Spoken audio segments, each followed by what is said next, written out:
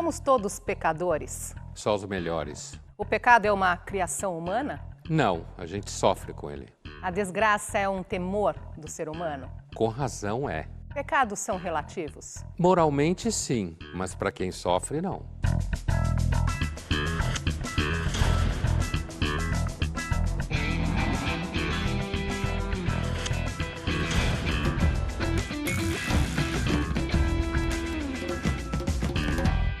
Olá! Orgulho, luxúria, preguiça, avareza, inveja, gula, ira.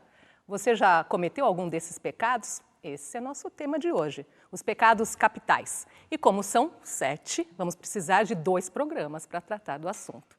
Vamos começar essa maratona dos pecados então, Pondé? Vamos, né?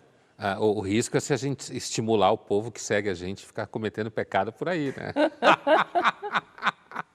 Gostar demais. Gostar e começar a pecar.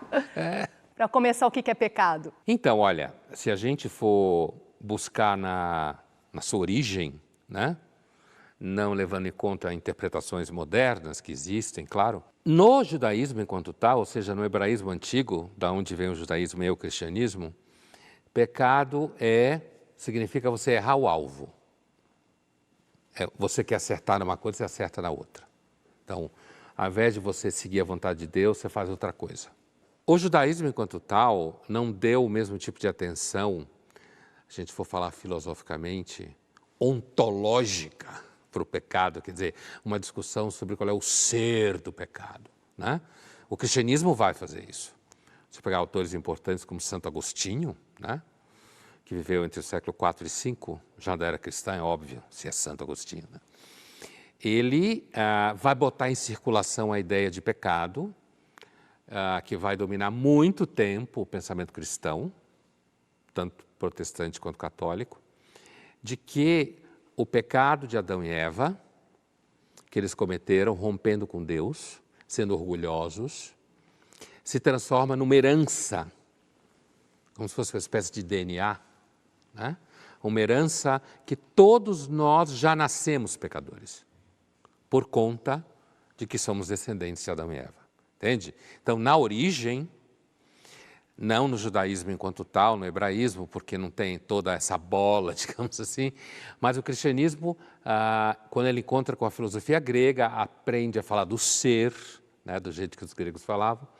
Então, o pecado se transformou numa espécie de doença herdada de Adão e Eva, que se caracteriza pela impossibilidade da gente não pecar o tempo todo. Entende? A gente peca o tempo inteiro, a não ser que Deus chegue lá e põe um chip em você, tipo a graça, e aí você sai do pecado. O pecado domina a nossa vontade, domina nosso intelecto e domina nosso corpo. Santo Agostinho. Começa em Adão e Eva e aí... E aí vai embora até nós. Hoje, eu acho que um razoável entendimento do que seria pecado é a ideia de que existe algum tipo de disfunção no comportamento humano caracterizado por certos padrões que se repetem, essa disfunção. E você é um pecador? Vamos ver as respostas das ruas. Eu acho que tem vezes que eu ando bastante na linha do pecado, para cair, até tanto no pensamento quanto tentar pensar em executar. Sim, acho que somos pessoas errôneas e todos nós pecamos a partir do momento que nós erramos em não reconhecer o nosso próprio erro. Sim, eu me considero uma pessoa pecadora. Eu acho que eu poderia ser mais sincero com as pessoas. Eu não sei se isso é um pecado em si, mas eu considero o maior dos meus pecados. Sim, me considero pecadora. E é até importante eu me reconhecer pecadora, porque a partir do momento que eu me reconheço, que eu peco, eu vou crescendo no meu autoconhecimento e na maturidade humana. E na minha intimidade com Deus. Sim, eu me considero uma pessoa pecadora. Aliás, o meu pecado favorito é a gula, como vocês podem ver, né? Sim, considero uma pessoa pecadora, porque tem atos que não convêm ao ser humano. E através dos pecados, nós temos a possibilidade da correção deles, então isso é muito importante para o ser humano. Acho que não, porque pecado para mim é quando você faz o mal propositalmente, e mesmo que seja sem querer, se você correr atrás e tentar se redimir, acho que dá uma anulada. Acho que foi uma amostragem interessante, porque, primeiro, pelo menos do ponto de vista de exemplos, que eu me lembre, só um, de fato, citou um pecado, que é a gula, dos pecados clássicos, né, do que a gente está tratando. E achei muito legal, porque ele falou, tá claro, né? Acho que ele foi bastante direto e sincero. E citou um pecado mesmo, dos 7 pecados. Porque a maior parte das pessoas, primeiro, reconheceu que era pecadora, mas reconheceu, não é claro se elas têm clareza do que é o pecado, do conceito de pecado, quero dizer, dos pecados. Porque, por exemplo, gostaria de ser mais sincero com as pessoas, não é necessariamente, não ser sincero, não é necessariamente um dos piores pecados do mundo, né? Aliás, às vezes, como dizia o Nelson Rodrigues, que entendia bem de cristianismo e pecado, mintam por misericórdia, né? Então, às vezes, a gente tem que mentir até por misericórdia. Então, não sei se é pecado. Acho que eles pegaram leve no entendimento de pecado. Eles associaram pecado a erros, a equívocos, né? A agir de forma errônea.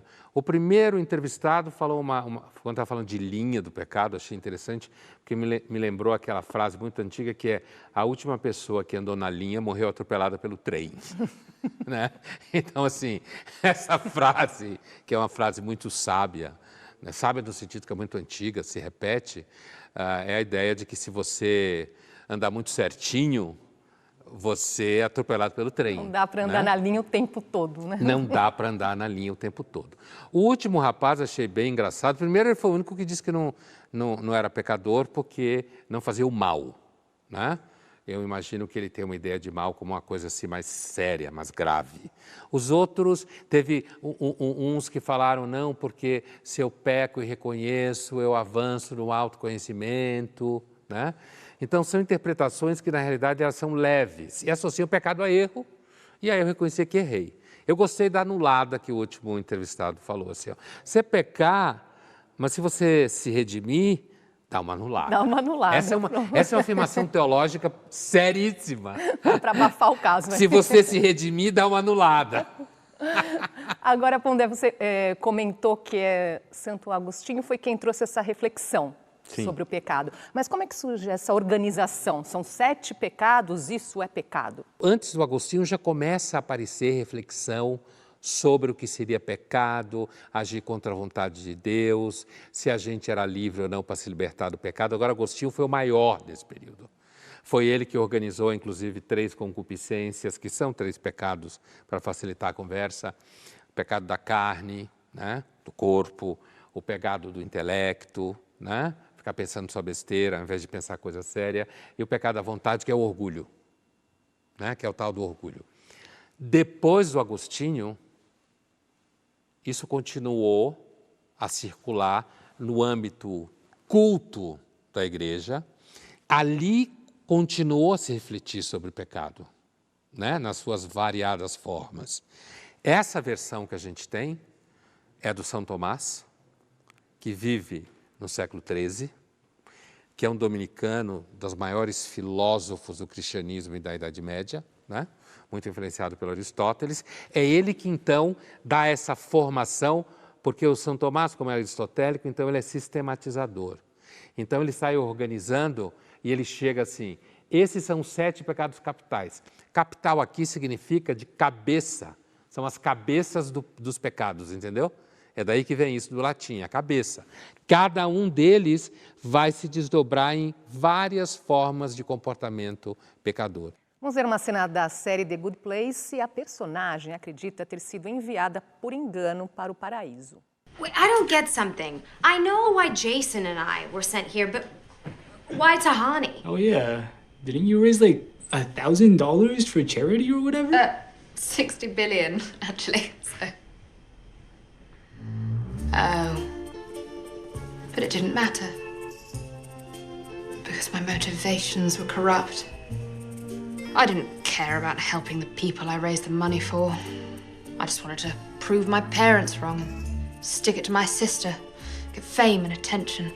My only real goal was to snog Ryan Gosling at the Met Ball. Which I did. times, actually. But wait, why is Chidi here? Well, there's something you don't know about me. I read an article saying that growing almonds was bad for the environment, and yet I continued to use almond milk in my coffee. No, dingus. You hurt everyone in your life with your rigidity and your indecisiveness. Oh, Fork. You're right.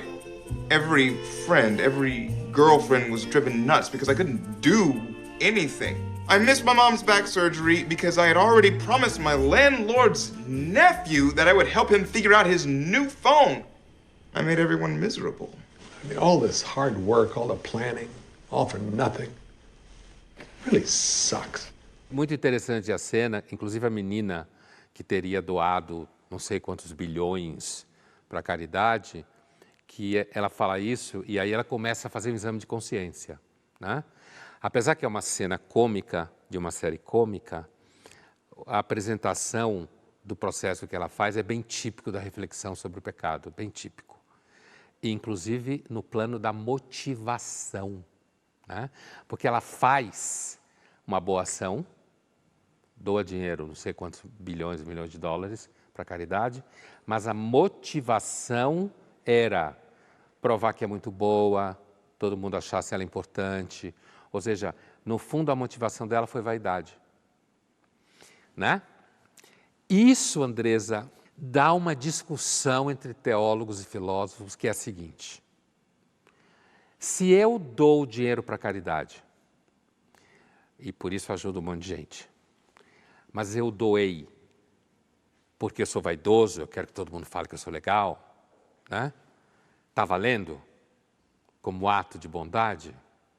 Ou a minha vaidade ou meu orgulho se impõe à situação e desvaloriza o que eu fiz, entendeu? O que é mais importante? A obra, dar dinheiro para a caridade, onde meu coração estava na hora que eu fiz isso. O importante é o resultado da ação ou a motivação da ação? Olha, isso dá uma discussão, inclusive na origem do cristianismo. Agora, é claro que do ponto de vista de quem recebeu o dinheiro, está valendo, né? Para quem recebeu, não importa. Está valendo. Né? Agora, para ela que doou o dinheiro, a motivação dela leva ela reto para o inferno. O Papa Francisco, ele diz que gosta de pensar que o inferno está vazio. Ele gosta de pensar que as pessoas são boas e ninguém peca. Quando o Papa Francisco fala isso, ele está fazendo eco a uma expectativa do que as pessoas querem que falem delas. Porque quando você diz que o inferno está vazio, você está dizendo assim, olha, é todo mundo legal. E não só hoje, como sempre foi. Deus perdoou todo mundo. Então, sem entrar no mérito, eu tendo a acreditar que ele acredita nisso. No jeitão dele, ele crê nisso. Mas não deixa de ser um certo marketing teológico. Pastoral, melhor dizendo, não teológico. Pastoral. Ovelhas, escutai, o inferno está vazio. Portanto, vai todo mundo para o céu, todo mundo que existiu até hoje está no céu, porque Deus perdoa. Um Deus que perdoa todo mundo não está valendo nada, né? Se não tiver inferno, não vale a pena. Nós vamos continuar nossa conversa no próximo bloco, falando sobre os 7 pecados capitais, começando pelo orgulho. A gente volta já.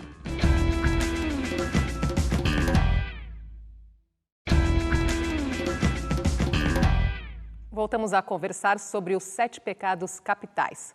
Vamos ouvir o teólogo e pastor Ed René. Ele falou sobre pecado e desumanidade. Irineu de Lyon, teólogo do 2º século, disse: Gloria Dei vivens homo. A glória de Deus é o homem vivo. A glória de Deus é o homem em plenitude. O que faz sentido, porque se fomos criados à imagem e semelhança de Deus, quanto mais humanos nós somos, mais expressamos a beleza divina. E o oposto é verdadeiro, né? Quanto menos humanos, menos expressamos o caráter de Deus e a imagem de Deus. Deus fica sem glória.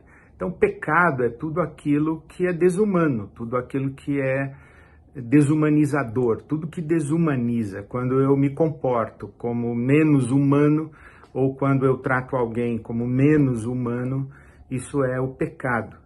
Por isso é que nós dizemos, quando vemos uma maldade, uma crueldade, a gente diz, isso é desumano. Quando nós vemos um malvado, alguém cometer uma atrocidade, a gente diz, nem parece humano, parece um monstro.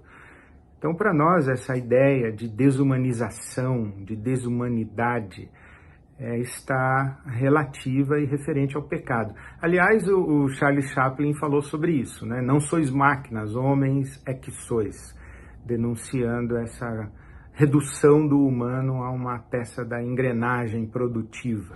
You are not machines, you are not cattle, you are men.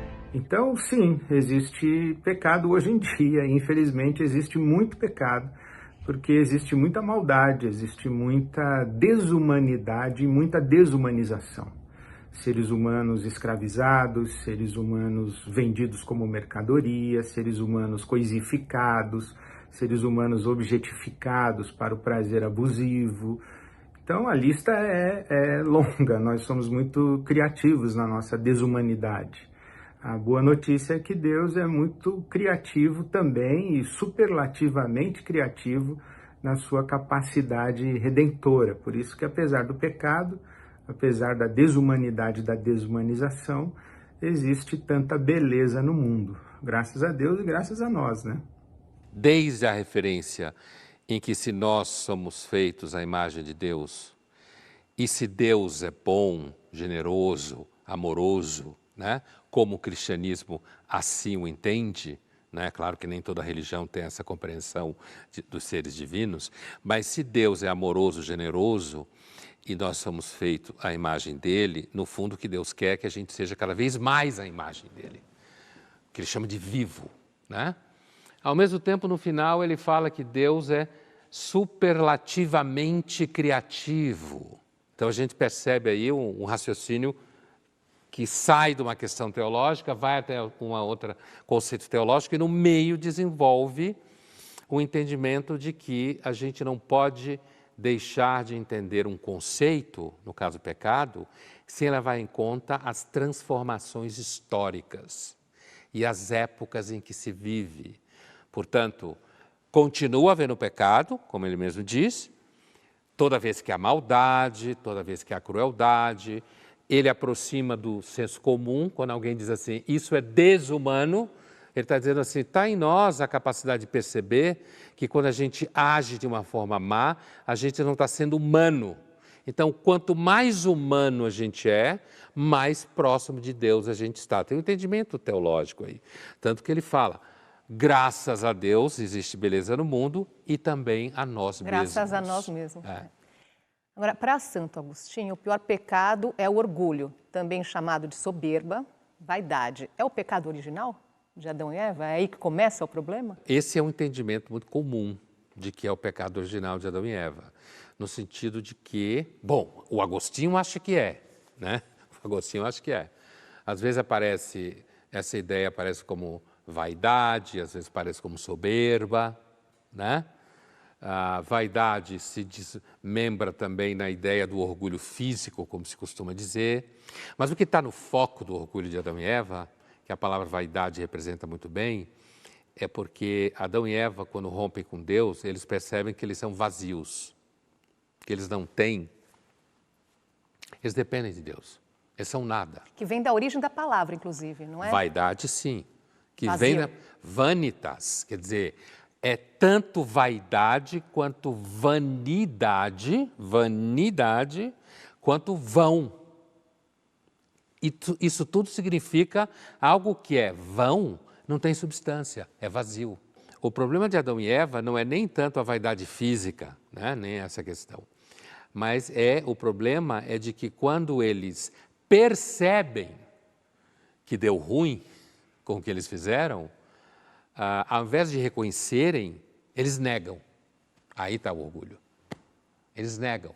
Que é muito comum nas pessoas orgulhosas, somos todos orgulhosos, nos momentos que nós somos orgulhosos, em que a gente, ao invés de reconhecer alguma coisa que, de certa forma, fere a nossa imagem, ou fere a nossa autopercepção, a gente fala, não é assim nada. Aí começa uma uma narrativa para justificar, dizer que é outra causa, que não sou eu mesmo responsável e tal, e fica, sabe, se mostrando. Vai inflando. Inflando o peito, fazendo peito de pombo, essa é a expressão que eu estava procurando. Faz um peito de pombo para dizer que é o máximo e tal, e às vezes por dentro está morrendo de medo, né? Quando nós falamos em vaidade, nós lembramos também da vaidade física, né? Só para a gente ter uma ideia, o Brasil só perde para os Estados Unidos em número de procedimentos estéticos. A procura por cirurgias faciais cresceu 300% nos últimos 5 anos, de acordo com a Sociedade Brasileira de Odontologia e Estética. Essa vaidade também entra na lista dos pecados? É orgulho? Também? Entra. Ainda que, para o Santo Agostinho, a vaidade, digamos assim, do coração, que é a mentira sobre si mesmo, se fazer melhor do que é pior do que essa, certo? Pior do que essa vaidade física, né? Sempre pior. Tudo que tem a ver com o coração é pior do que o resto, né? Para o Santo Agostinho e para muitos filósofos cristãos. Mas nesse caso que você cita aí, da vaidade, da cirurgia estética e tal, ele é muito bom porque ele é extremamente didático. Pelo seguinte, o que é o envelhecimento? É a perda da beleza, a perda da forma do corpo, né? Perde aquela forma bela de quando era jovem, é a perda do reconhecimento social. E aí, quando você faz a intervenção estética, o que você está combatendo é a perda dessa forma. Você está combatendo a perda da forma, da beleza, da juventude, do corpo. Você está combatendo a perda do reconhecimento social. Você está querendo projetar a imagem de que você é lindo, maravilhosa, né? O problema é o que você falou. Isso é o indício de vaidade. É uma indústria em cima da vaidade. Uma indústria. E a vaidade física, a intervenção plástica, ou seja lá o que for, estética, vira moda, né? Aí vira moda também, a gente sabe disso, mas é uma tentativa de combater a perda do ser, do corpo. E sobre esse assunto, procedimentos estéticos, vamos ver um vídeo do personagem Eugênio, do canal de humor Embrulha para Viagem. Hoje, a Eleonora, minha esposa, veio com uma pérola. Ela quer que eu faça procedimentos estéticos para dar uma melhorada no meu visual. Na verdade, ela está cansada da minha cara, né? E como está com preguiça de separar, ela acha que mudando um pouco a minha fisionomia vai adiantar alguma coisa, mas vai adiantar nada não. Ela quer que eu faça a tal da harmonização facial, que está super na onda, né? Que nada mais é do que a aplicação de ácido na cara para tornar o seu rosto mais simétrico e para te tornar mais pobre também, né? Porque um negócio desse custa de 1.200 até 20 mil reais. Quero ver ter simetria na conta bancária no final do mês, né?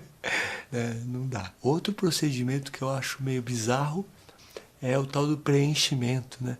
É um negócio que fica todo mundo com a cara do fofão. É como se o mundo estivesse se transformando no balão mágico. A pessoa mais velha faz para ficar com cara de mais nova. Só que ela fica com cara de mais velha mesmo, só que mostrando que tem dinheiro para zoar a sua própria cara, né?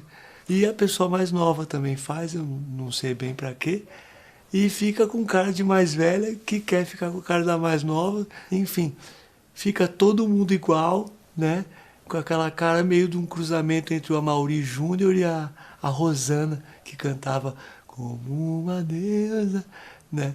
A pessoa preenche lábio, preenche a bochecha, preenche a testa, ela só não preenche o vazio existencial que está lá dentro da sua alma, né? Isso não tem jeito. Peguei pesado agora, né? Fui profundo. Ele é muito bom, cara. Ele é muito bom. Adorei a cara do fofão. Muito bom. Não, porque ele faz toda uma crítica social, né? Ao uso, ao ridículo que muitas pessoas ficam, porque, de fato, às vezes você tem uma pessoa que é tua amiga ou teu amigo e você gosta da pessoa e tal, e ela aparece diante de você depois de um procedimento desse, né?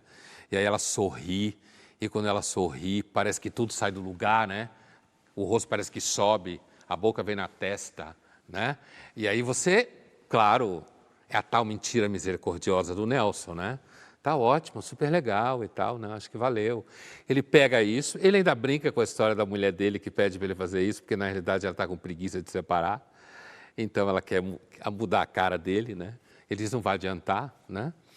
Mas ele faz esse percurso todo, tira sarro, faz a crítica social dessa indústria que a gente estava falando antes aqui, você e eu, e ele termina ali onde a discussão teológica sobre a vaidade começa, né? Que é o quê? No final, a única coisa que você não consegue repor é o vazio existencial. Que é o que a gente estava dizendo, que é a vaidade, o vazio. Exatamente, o vazio existencial. E aí ele, como um bom humorista que é, excelente, sofisticado, ele fala, e peguei pesado, né? Porque falou de vazio existencial, muito mais pesado do que qualquer outro procedimento. Agora, em termos de pecado, é diferente o cuidado com a aparência de negar o envelhecimento? Você cuidar da aparência, no sentido de você não aparecer, sei lá, com o cabelo aqui em cima, ou babão, sei lá, alguma coisa assim, isso não chega a ser pecado. Em alguns casos, ao longo da história, pode encostar, que a linguagem não é cuidado com a própria aparência. Mas eu entendo, olhando do ponto de vista do século XXI, acho que cuidar da própria aparência é uma forma de educação mesmo. Respeito aos outros. O orgulho é uma forma de negar a nossa fragilidade? É possível negar o vazio? É muito difícil você conseguir enganar o vazio, ou fingir que o vazio não está lá, ou fingir que não há fragilidade, né? Eu acho, inclusive, que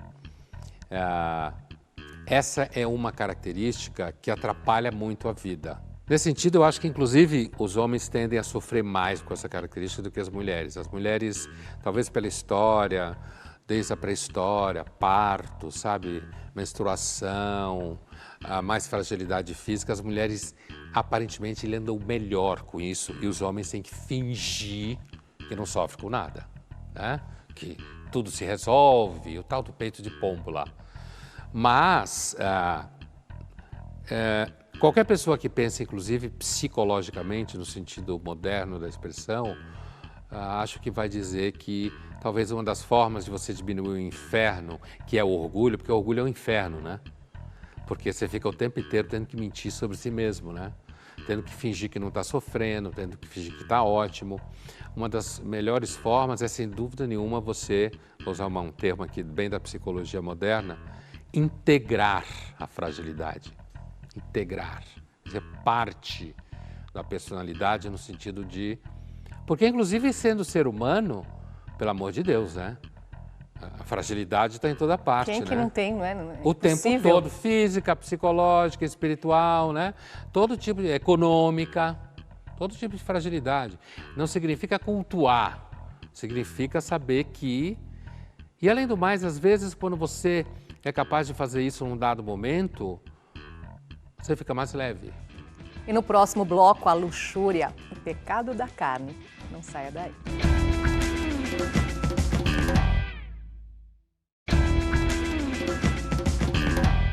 Voltamos a conversar sobre os 7 pecados capitais. E agora vamos falar sobre a luxúria, o pecado mais famoso, Pondé. Ele é muito famoso, né? Na realidade, ele não é, na verdade, assim, considerado tão ruim assim como falam, não no sentido que seja bom, mas no sentido de que, de novo, o orgulho é muito mais difícil de você escapar do que da luxúria, porque está corroendo você por dentro, né? Mas é o mais famoso porque fala de sexo. Se bem que o jeito que a coisa vai, de repente vai deixar de ser famoso daqui a pouco. Durante a pandemia da Covid-19, a indústria do entretenimento adulto cresceu e ultrapassou em acessos as plataformas de streaming Amazon e Netflix. Segundo a empresa de segurança digital Netscope, no primeiro semestre de 2020, houve um crescimento de 600% no acesso à pornografia na rede mundial. Outra plataforma que vem crescendo muito é o OnlyFans, que funciona como um serviço de assinatura para conteúdos dos mais variados tipos, principalmente de material adulto. Vamos ouvir o depoimento da Tati Weg, criadora de conteúdo adulto. Eu nunca consegui expressar muito bem assim a sexualidade. E de repente, depois que eu me separei, fiquei sozinha, solteira um tempo, eu acabei conhecendo, criando uma rede de contatos com pessoas que são mais liberais. E essas pessoas acabaram me apresentando uma forma de expressar a sexualidade mais livre, e eu fui me inserindo naquilo, aquilo foi sendo natural, gostoso. Eu descobri que eu tinha prazer real em exibicionismo.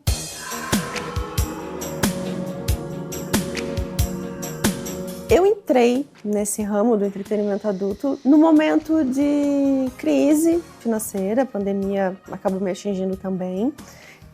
Mas não só isso, eu acho que foi um processo de descoberta que eu tive da minha própria sexualidade. Mas no ambiente virtual eu me senti muito à vontade de expressar e eu vi que isso era uma coisa que eu gostava de fazer de verdade. Então quando eu percebi outras pessoas fazendo, ganhando dinheiro, foi a soma de resolver minha questão financeira, expressar algo que eu estava gostando e eu resolvi fazer. E eu fiz até meio que refleti um pouco, claro, mas foi meio no impulso de fazer. Eu tenho uma formação jurídica, eu sou advogada inscrita na ordem desde 2014. Eu era professora universitária nessa época que eu fiz a transição. Eu pedi licenciamento, suspensão do meu contrato de trabalho, né, para poder dar esse start no conteúdo adulto. Mas eu também fui sargento da Polícia Militar em Santa Catarina durante 10 anos do início da minha carreira. Então eu vejo que eu tenho uma personalidade assim, mais rígida, introspectiva, muito até moral. Senta, se acomoda, porque hoje eu coloquei a lingerie que você pediu.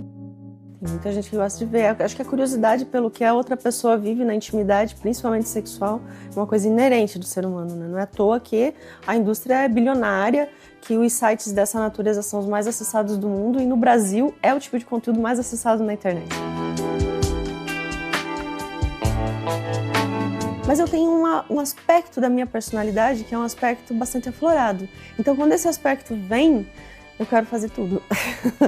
Então, eu gravo cenas bem explícitas mesmo. Eu gravo cenas com 3, 4 homens, com trans, com mulheres. Esse aspecto assim, de realizar realmente tudo que vem no desejo.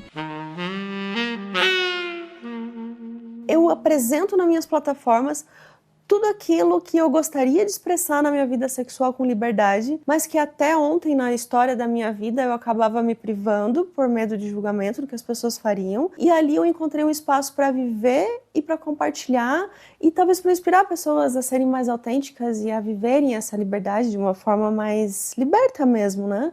Embora eu não seja apenas aquilo. Eu acho que eu me considero uma mulher absolutamente normal em outros aspectos, normal que eu digo, dentro até de um padrão de comportamento moral do que se espera, mas que abriu para o público um aspecto da personalidade no tocante à expressão da sexualidade livre. Eu acho que é isso que eu quero transmitir. Eu acho que a gente não deve imaginar que por causa desse aumento de 600%, ou mesmo dela dizer que é o conteúdo mais acessado, conteúdo adulto, né? Toda essa coisa na internet, que por isso as pessoas estão transando mais. Talvez seja justamente o contrário, né? Porque uma das vantagens do conteúdo de internet, ou uma das vantagens de você consumir um conteúdo com uma mulher bonita como essa, certo? Ou qualquer tipo de conteúdo, é porque você que está consumindo está em absoluta segurança. Você está lá no seu quarto, na sua cama, sei lá, na sua cadeira, onde for, e no fundo você não está com uma outra pessoa real do seu lado, que a outra pessoa real introduz toda uma série de coisas, ainda mais quando você está falando de sexo e de autoexposição no sexo, que uma relação como essa com o audiovisual não tem nenhum perigo. Dá menos trabalho. Dá menos trabalho, é mais barato, pouco importa o quão você pagar pela assinatura, certo? No dia seguinte não tem nenhum desdobramento, né? Não há nenhuma geração de expectativas amorosas ou nenhuma expectativa de que aquilo terá algum tipo de desenvolvimento, retorno. Não importa se não ligar no dia seguinte? Basicamente. É muito provável que todo esse crescimento da indústria, né, seja justamente porque as pessoas estão mais sozinhas, acham que às vezes é melhor transar com vibrador do que com um homem real. Agora, a luxúria vai além do sexo? Outros desejos incontroláveis que levam ao vício também são luxúria? A luxúria, na sua origem, está ligada ao sexo, né? Ao prazer do corpo. É assim que se pensava e se pensa. É o desejo sexual. Tanto que, durante muito tempo, homens escrevendo sobre isso, alocaram a luxúria praticamente inteira na mulher, né? Como a mulher fosse uma espécie assim, de agente da luxúria, continuamente tirando o sujeito do caminho. Pobres homens. Coitados, né? Que submissão. Que submissão, né? Trazer participação que chegam nas nossas redes sociais. O Tiago Freitas, como fazer quando quem pune o pecado é sua própria consciência e não um Deus ou religião? Eu acho que uma pessoa que se sente castigada por si mesma porque cometeu pecado, eu acho que é o melhor tipo de pecador que existe. Eu acho que o povo religioso, os ministros, hoje em dia eu não diria que todo mundo falasse isso, né? Mas durante muito tempo isso foi visto como, na realidade, uma das formas mais claras de como deve ser. Você cometeu pecado, você tem consciência que você cometeu e você sofre. Agora, é evidente, portanto, eu acho que às vezes não precisa nem de um Deus para te punir, sua consciência punindo você não tem por onde escapar, né? Porque todo lugar que você vai, ela tá, né? O Caio PNG, existem pecados mais bonitinhos, aceitáveis que outros? Eu acho que um certo nível de vaidade é um pecado que é aceitável, principalmente na época que a gente vive. Um certo nível de vaidade, né? Não chegando ao ridículo que algumas pessoas chegam, como o Embrulho para Viagem falava, de ficar assim, né? De tanto preenchimento. Um certo nível de preguiça. Tem gente até que acha que é chique, né? Demonstrar uma certa preguiça com as coisas. Porque lá embaixo também tem a suposição de que se a pessoa é tão preguiçosa deve ter algum dinheiro, né? A luxúria pode passar a ideia de que você é uma pessoa poderosa, com muito desejo pelo sexo, apesar que luxúria mesmo pega pesado, que é um vício incontrolável. Acho que são esses, né? A avareza é sempre feio, inveja também é bastante feio, acho que ira também meio que deforma, por aí. Participe da nossa conversa, envie sua pergunta ou comentário para as redes sociais da TV Cultura usando a hashtag Linhas Cruzadas. Vamos ver uma cena do filme Shame. O personagem principal não quer saber de relacionamentos sérios, só quer saber de sexo.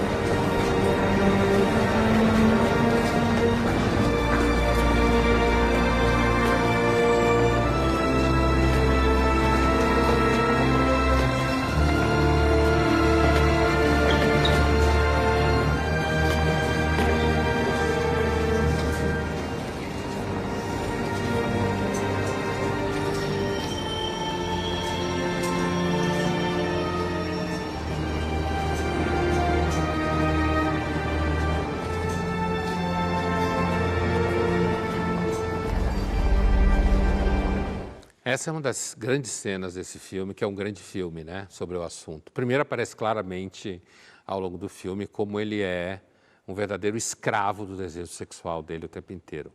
Nessa cena, essa menina começa a olhar para ele, demonstrar um certo interesse, né, e começa a entrar no jogo de sedução com ele. Ele olha para ela com cara evidente de predador, né, que está caçando, que é o personagem, né? E aí, na evolução da cena e o crescendo da música acompanha perfeitamente isso, né? Na evolução da cena, ela vai percebendo o que ela está fazendo, né? E ela começa a se constranger no gesto corporal e resolve sair do metrô desesperada, né? Segura, e aí você vê que ela é casada. Parece aliança. Aliança, né? E ele encosta atrás dela, né? E ela sai disparada com medo e corre, foge. Essa cena, lá vai o spoiler, mas o filme não é novo, né? Ela vai ser repetida no final do filme, né? Depois que tudo que ele passa, né?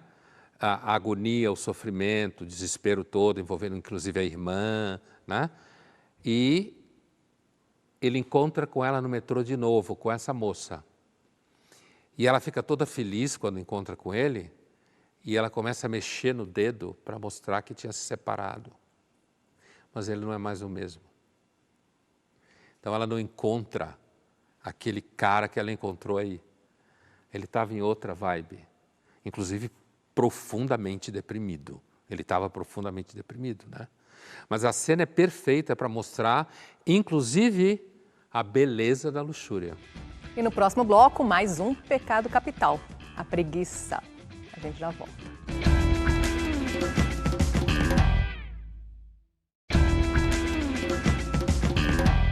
Voltamos a falar sobre os pecados capitais. A preguiça é mais um desses pecados. Às vezes a gente diz, não é, Pondé, ai, que preguiça. Tem até a preguicinha boa, mas quando a gente fala de pecado, não é dessa preguiça que estamos falando, é? A preguiça, no nível do pecado, é você não conseguir fazer absolutamente nada. O que significa que, se você pensar a preguiça num arco, continuando preguiçoso nesse arco, você chega ao apodrecimento do corpo. É isso que está implícito no pecado da preguiça. Não é você simplesmente um dia acordar de manhã com preguiça, né? Ou você curtir um domingo em casa, saco cheio de fazer coisa, sei lá, né? Ficar com preguiça. Não. O pecado da preguiça é uma negação da vida enquanto tal. A vida é movimento, é ação, né? É investimento, é uma adesão ao mundo. A preguiça é a negação de que a vida vale a pena. No sentido mais estrito, é não me mexer. O que significa que eu vou apodrecer, inclusive por dentro. E o remédio é o trabalho? Pensando do ponto de vista original teológico, na origem, sem dúvida nenhuma, para você manter uma alma saudável, digamos assim, um caráter saudável, seria importante você estudar, seria importante você orar, né? Estou pensando aqui em monges originais como Basílio Magno, e trabalhar, certo? E ali trabalhar, no caso, que era muito comum, hoje nem para todo mundo, era trabalhar na terra, era limpar coisa, era carregar pedra, trabalho físico. Porque a ausência do trabalho físico pode facilmente deixar você uma pessoa cada vez mais preguiçosa, que não consegue fazer nada, né? Por isso que é tão saudável, por um certo lado, quando você consegue ensinar, porque às vezes você nem consegue ensinar, por exemplo, ao seu filho ou à sua filha a arrumar o quarto. Agora você está falando desse mundo moderno que a gente está hoje, que te pede produtividade, fazer mais e sempre mais, está levando, às vezes, ao adoecimento das pessoas. E nesse sentido, então, esse viver só para o trabalho poderia ser visto também como uma coisa ruim, um pecado? Pode, né? Hoje em dia, ele, olha, Se eu, por exemplo, pensar, se eu esticar a ideia de pecado, eu posso entender que uma vida que é você viciado em trabalho pode virar uma deformação também. Que no conceito de pecado está presente a ideia de deformação, né, da alma ou do corpo. No caso da preguiça, né, dos que a gente está falando hoje. Gula também, né, no caso da deformação do corpo. Mas, sem dúvida nenhuma, o capitalismo, né, que você está se referindo ao capitalismo, ele é muito bem adaptado à natureza humana pecadora, em vários sentidos. Primeiro, em oferecer objetos para tamponar o vazio existencial. Depois, para encher a sua bola com vaidade. Todos esses cursos de coaching, esse povo que fica falando no YouTube que você é lindo, maravilhoso, ou as técnicas que você se referia para a beleza física e tal, né? A inveja, um monte de pecado que a gente vai tratar no próximo programa. Quer dizer, o capitalismo se dá muito bem com ele. Então, o pecado, o trabalho visto como algo excessivo, está muito bem casado com o capitalismo. Agora, deu para perceber na nossa conversa, quando a gente fala aqui de um pecado, acaba citando o outro. Então, um pecado leva a outro? Ah, fácil, né? Fácil, sim. Inclusive porque, assim, se você pensar, por exemplo, na própria luxúria, né? A luxúria pode fazer de você uma pessoa que seja avarenta, inclusive, avarenta, para conseguir manter a luxúria, né? Mesquinha, como se fala no dia a dia. E, no sentido mais profundo, porque como o pecado implica uma certa deformação do caráter ou da alma, como se falava, uma vez tendo deformado a alma de uma forma, a próxima deformação já está mais fácil, porque a alma já perdeu a forma. E aí, um pecado pode começar a cruzar com o outro. Vamos ver um trecho do filme Seven. Um assassino comete uma série de crimes relacionados aos 7 pecados capitais. Nesta cena, o homem encontrado estava há 1 ano amarrado a uma cama, alimentado apenas por meio da aplicação de soro. Dex! You wanna come take a look at this? Dex!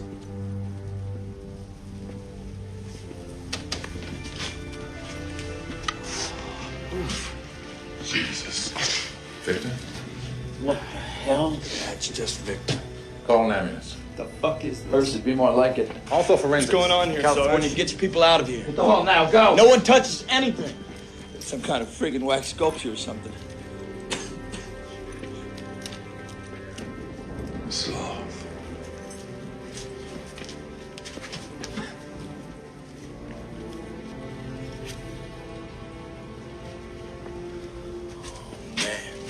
God damn. This picture was dated 3 days ago.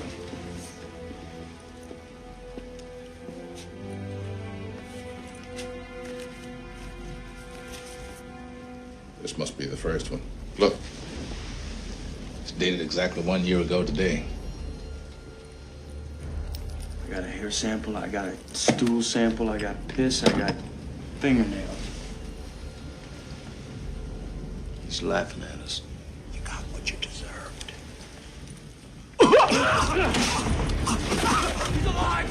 He's alive! Chucker's alive! Stop breathing! Turn down! Emergency on that ambulance!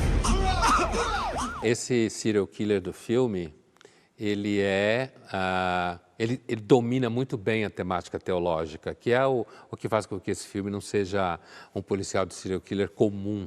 O serial killer, ele pega esse cara, que inclusive ao longo da identificação dele era um sujeito, inclusive, duvidoso do ponto de vista moral, talvez pedófilo, coisa assim meio, né? Ele pega o cara que não trabalhava, era um vagabundo, ele pega o sujeito, né?